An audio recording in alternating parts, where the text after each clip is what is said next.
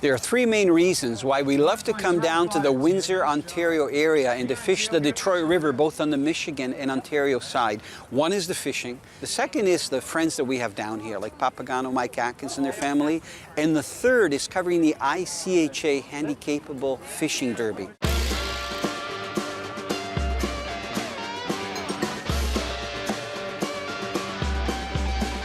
Let's go fishing. People, when you're in the mood, let's go fishing. Well, it's just me and you. Head on down to the fishing hole. Grab your hat, get your pole. Let's go fishing. When you're in the mood. Canadian Sport Fishing is brought to you by Rapala, premium fishing gear crafted from experience. Yamaha Outboards, reliability starts here. Sail, the outdoors superstore. Insect Defend Patch, deep-free protection from biting insects.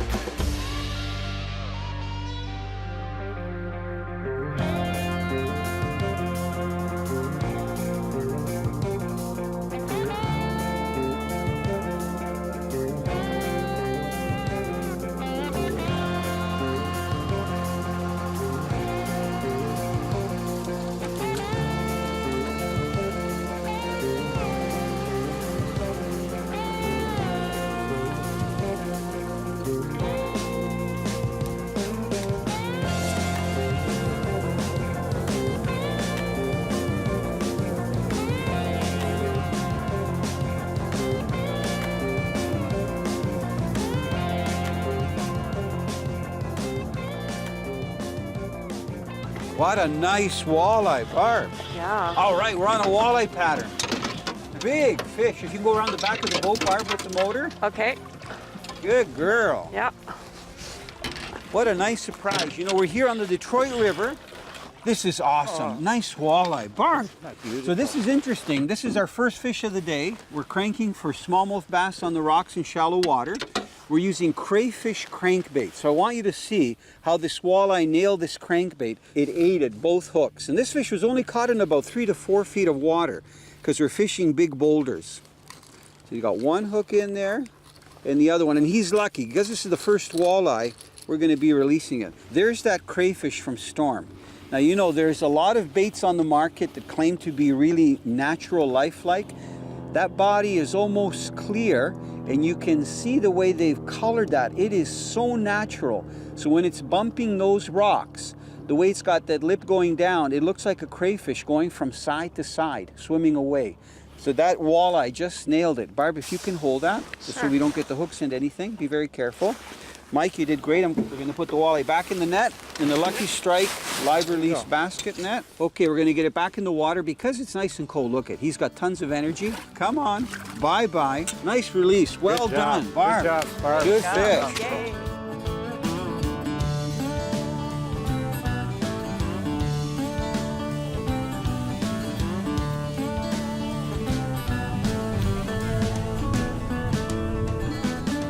You know, it's nice to take a break from the fishing action. And normally we're either jigging for walleye, using harnesses, or casting crankbaits, or fishing for panfish down here on the Detroit River.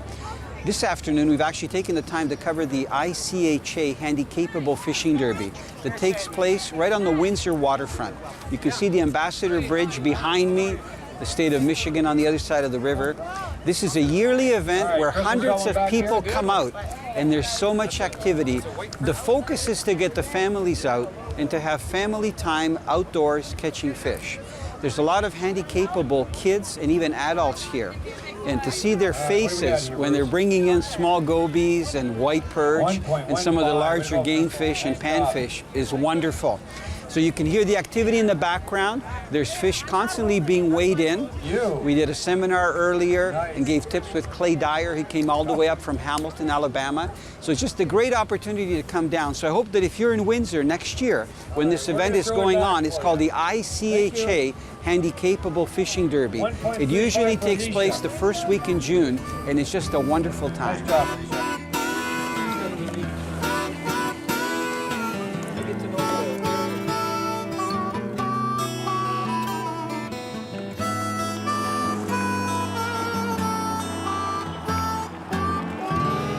Is this nice or what, cranking like this, Oh Mike, my for a gosh. change? I'll tell you, this Rapala reel is phenomenal. Isn't it a nice Oh, outfit? and this rod is just Look at amazing. that walleye. Look at that. Isn't that Now, I know you beautiful? guys normally jig fish. We were jigging for walleye yesterday, and we thought we'd come out here and throw crankbaits just on some of the breaks. So we come out of about 6-7 feet of water, and it drops down to about 15. As soon as we got to the edge, bang. Bang. These are better quality fish than we were getting jigging, Yeah, size-wise. I just got to be careful here because this guy's got the crankbait in there. Maybe I'm going to be real careful here. And just behind the head, they got those sharp gill plates. There we go. Yeah, if you can get that one, There you should go. fall right out. And we're going to Amazing. get, you know, we should keep some of these for eating. This guy's bleeding it quite a bit. Yeah, I think it's just from the way the hooks got into it. That's the new storm. It's the rattling redfin. They're very popular in Quebec, and that's the perch color. And you can see that it's got a pretty long lip, so it dives at about that angle, and it's really loud. You can hear those rattles. So because we've got some discolored water here, we're right on the Canadian-U.S. border. Well, actually, we're in the U.S. Yes, waters, yeah. but there's still some of the muddy water coming from the Canadian side. I think the rattles really help. Look at that. Isn't that a pretty sight? That rattling thin fin by storm. You got it right off the bat. The third cast. That's Okay, for sure. we're going to Great. put this one in the well. Excellent. Xmark, you find fish catch of the day. Matty Palmer. It's Tony Brecknott calling from Canadian Sport Fishing. Now these are monsters. These are you could put a bridle in their mouth and they'd go, "Nay!" Those are crazy. They're like horses. Look at them. Yeah, no, for sure. Once you think back to the day you caught those beauties. I'm good to go. You tell me All right, when. brother. Out to win. Go, brother. We went out for some perch fishing in Willow Beach on Lake Simcoe and started nailing these jumbos. We thought were bass at first. They were pulling, killing line off, one after another, 2-pound perch. Using the U-Find Fish app, we were able to mark these locations and go back to them. Fantastic. So what did you do with these two beauts?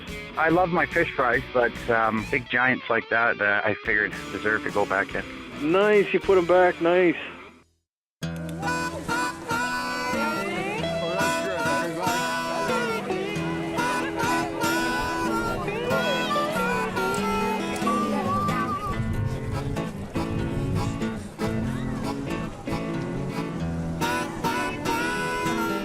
A goby is, I can't believe you haven't caught one yet. They're so cute. They have little fins like this, little mouth, Oh, yeah. I know and a what big you round head. So they call them round-headed gobies with little eyes. Maybe this guy's gonna have one here if he caught it. Let's see what he's caught. Is there a fish on? Oh, it's a goby. Here, I'll show you what a goby looks like. Perfect timing. So these little guys don't belong in Canada. Well, really, they're not supposed to be here. Okay, I'll tell you the story. They look so innocent. Look, did I tell you they got little puffy eyes? See those little fins? They snuck in the water of the ballast on big ships, like the ships that come up and down the river. They snuck onto the ship from Asia.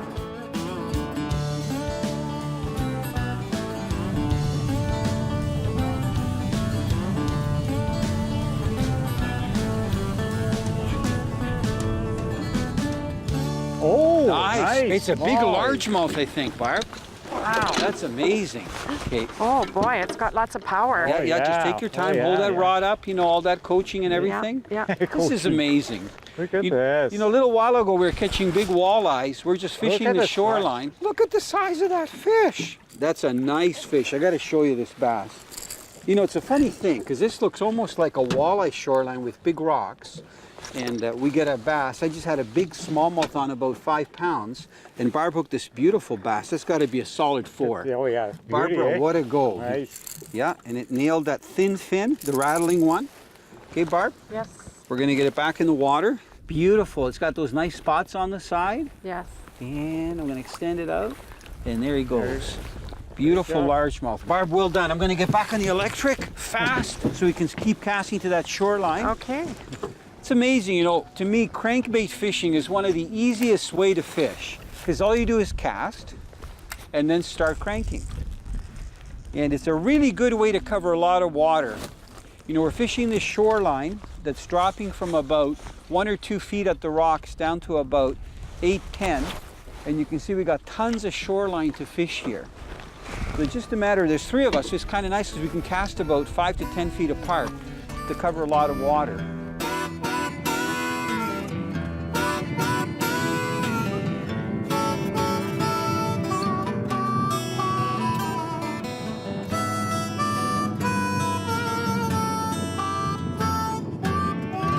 You know, when it comes to casting crankbaits, you can use any kind of rods, reels, and line. But over the years, I've found that if you use a little bit medium heavy outfit, whether it's a bait caster or a spinning outfit, and use a good quality braided line, you're going to get a lot more hookups. Now what I'm holding up here are a couple of outfits from Rapala. One is a bait casting outfit, and the other one is a concept rod and reel in the spinning configuration. You can see the lines that are on there. This is the standard. They call this the green suffix 832. This is the new one, the yellow. And then what we've got down here is the packaging of the new ghost color that works really well in clear water so that fish don't see it, especially if you're not using a leader or if you need to look at your line, because the green is almost invisible. It disappears, especially if it's overcast out and the water is a green color. Normally, I don't tie my line directly to the lure, my braid. I actually use a fluorocarbon leader, and you can see on this crankbait right here, we have a little lure Jensen snap, which makes it easy right there to change our lures. And then this is the fluorocarbon leader, and in this case, I'm just going to move my rod down. It's probably about 3 feet long, and it does a couple of things. Number one, it gives a little bit of flexibility because the braid is zero flexibility, no stretch. So I've got a little bit of flexibility there, especially on the hook set.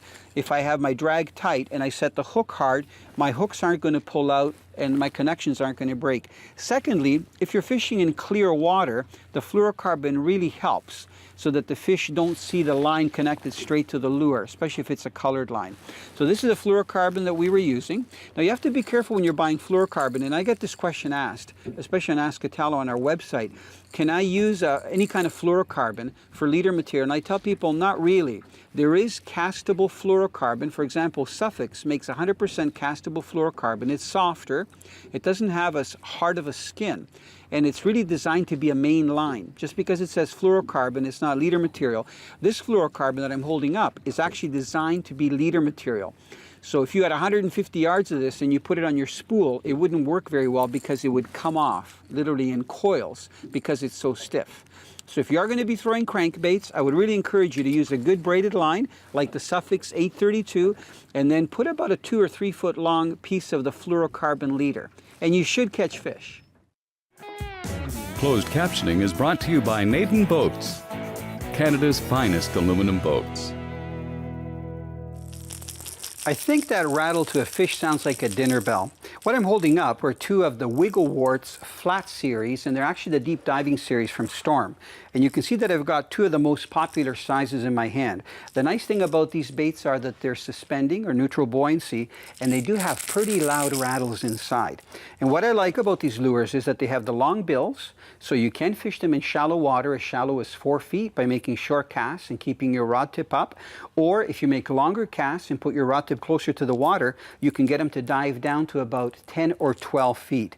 Because of the rattles, they can work extremely well if you're fishing in fast water or more turbid waters. And when you're fishing crankbaits, very important, when you feel a fish hit, set the hook right away.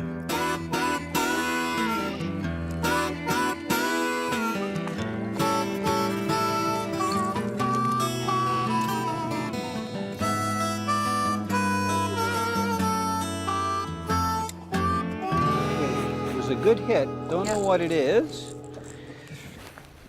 You might want to come up here, Barb. Okay. Hasn't jumped, but it could be a bass. Could be a walleye. Oh, it's a pike. We were talking about pike earlier. You know, this is kind of neat. When you fish shorelines like this, especially with crankbaits, this early in the year on the Detroit River, you could hook anything. Bass, walleye. We talked to some anglers a little while ago that had caught 2 or 3 pike, and I was wondering why we hadn't hooked one yet. And here we go. Mike, I thought you were going to hook one at the back of the boat. Look at that head shake there. He really swallowed that. He did. I've got pliers. I can just see my little swivel. I want him to shake. I don't want him to be too wild when we get him in the net. Okay, Barb, see if you can scoop him now. If he thrashes, it's okay. Yeah, that's a good sized pike. Now, this is where I got to be careful here. We're going to hold him just kind of over the water like this. And I got to see how deep he's hooked. I'm going to see if I can get that crankbait out. Okay. You know what? Unfortunately, we had him out of the water a long time. So I think we're going to be keeping this guy. But it's a nice northern. A surprise. Just off a rocky shoreline, so it wasn't really weedy the way you normally, fish for pike. But this time of the year, all these fish are cruising, I think, all along the shorelines, because that's the warmest water. Okay, you know what, Mike? We're going to put him in the back. Okay. He hit well. Man, Oh, yeah, ate he that hit thing. it I got to hard, check my for leader. sure.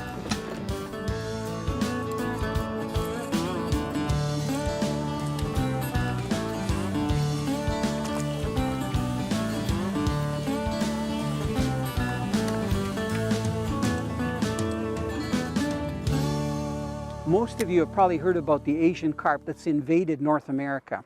Well, there's a real problem because these things were introduced in 1960, probably by well-meaning people that wanted these fish to flourish here. The problem is that they grow up to 80 pounds or even greater, and whenever they hear turbulence in the water like a prop, they come flying out of the water. So if you look on YouTube and stuff, you'll actually see people getting knocked over when they're boating because these fish are coming out of the water 20, 40, 60 at a time, especially in the Illinois River.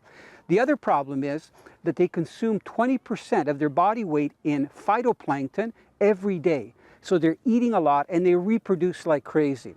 So if you're a fisherman, one of the things you can do to try to conserve our waters and the Great Lakes is, if you are purchasing bait fish, make sure that the bait fish you receive don't have any of those Asian carp in it. You should only be using bait fish that are legal in Ontario.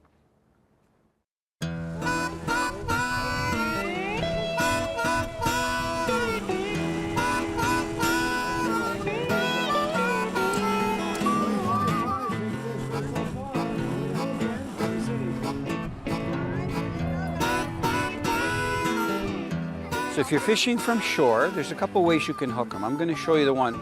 Most fish take a minnow head first. Okay. So what I'm going to do is I'm going to hook it on one side of the body, and I'm going to come out the same side with the hook facing forward, facing towards the head, okay? So if they grab this minnow, they're going to get the hook in their mouth first. That is awesome. And Thank the you, sir. best, instead of casting it out, because you I'm see just dropping them straight down. drop it, but lift the weight so it's a little bit off the bottom. Look, I'll Okay. show you. Instead of having it right on the bottom. You'll probably catch a really nice white perch with this thing. So we're just going to drop it straight down. Okay? So as soon as it hits the bottom, it shouldn't be too deep here. Okay, we're on bottom. Okay, so that's bottom because it's loose. I'm going to put the rod down, but look now, that's on bottom. Okay. That's off bottom. I'm going to reel the line up just a little bit. Just Okay. enough to sit there, right? Yeah, so it's hanging, Perfect. that weight is about this far off the bottom. The minnow's a little bit up higher, right? Okay. This way, it'll be real easy to see the fish hit, and because of the currents that are in here, because your weight is off the bottom, that it's swaying a little bit. So the minnow's, okay, just wait, Yeah. let him grab it. It could be a, did you have a bite already? Yeah. So having it a little bit off the bottom and hooking it so that the hook is facing the head on the same side, you're gonna catch a fish.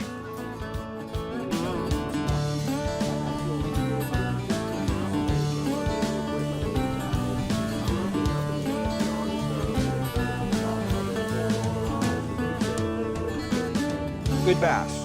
Smallmouth you missed. I don't know, but it's a good sized fish. Big largemouth. Amazing. Barbara, we got another fish on. Wow. Can we get the net or? Hey, I don't think he's ready yet. Okay, Barb, do you want to grab the net? Sure. It's another big largemouth. This is amazing. We're cranking these rocks just off the current of the main channel. Look at the size of these bass.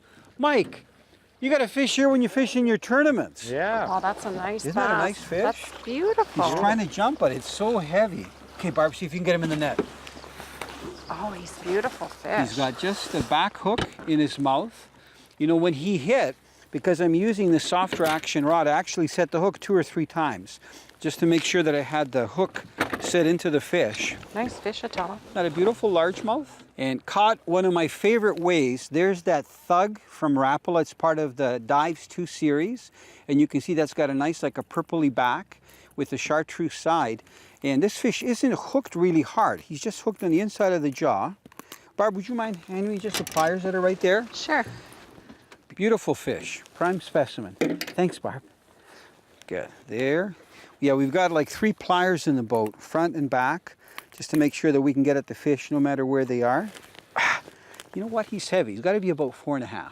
We're gonna get this guy in the water. Because the water's so cold, you know, these fish have so much energy. He's gonna try moving his head out.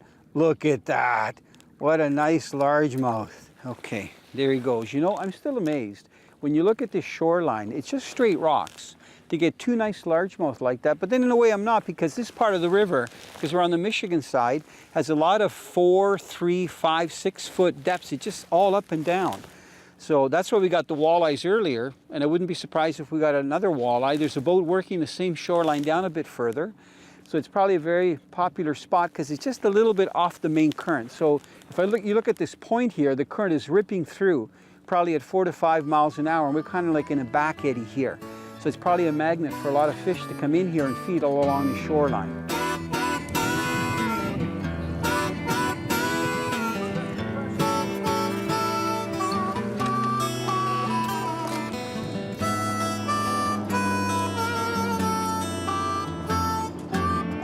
Good hook set. Also, pike.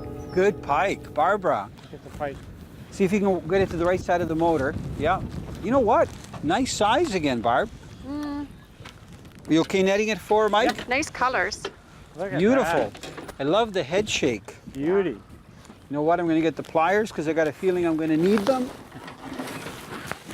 And hopefully we'll be okay. We're not going to go into the shoreline. No, we're fine. Yeah. He kind of hit it and wrapped himself in the line. Look Yeah, at now he's get it. unraveling. Yeah. Nice way, Barb, to finish the afternoon casting. For sure. Crankbaits. Yep. Yeah, this guy isn't hooked too bad, even though he's rolled up in the line, so we're going to be okay. You know, we had a great day out here, just casting crankbaits, fishing on an open flat just off of the Michigan shoreline, then coming down here and fishing some of the backside of the islands. And it's been so much fun because we've been getting such a variety of fish. Walleye, bass, pike. Awesome, eh? Everything. It's been Okay, great. I'm going to put him back in the net. Yep. We're going to get him back in. Just that the wind is picking up. And perfect, there he goes. Canadian Sport Fishing is brought to you by Suffix, the world's most hardcore fishing line. Yamaha Outboards, reliability starts here. Sail, the outdoors superstore. Insect Defend Patch, deep-free protection from biting insects. You know, crankbaits are one of the easiest lures to use. You have to be careful though and use the right ones. If you're fishing in shallower water, use those that run shallower, let's say maximum 4 feet. There's so many crankbaits, especially by Rapala and Storm, that are designed to run at a specific depth. And if you have the right one, all you do is make a long cast, and the braided lines work really well for that, and just retrieve it steady. You don't have to do anything fancy. When a fish hits, you've got it on.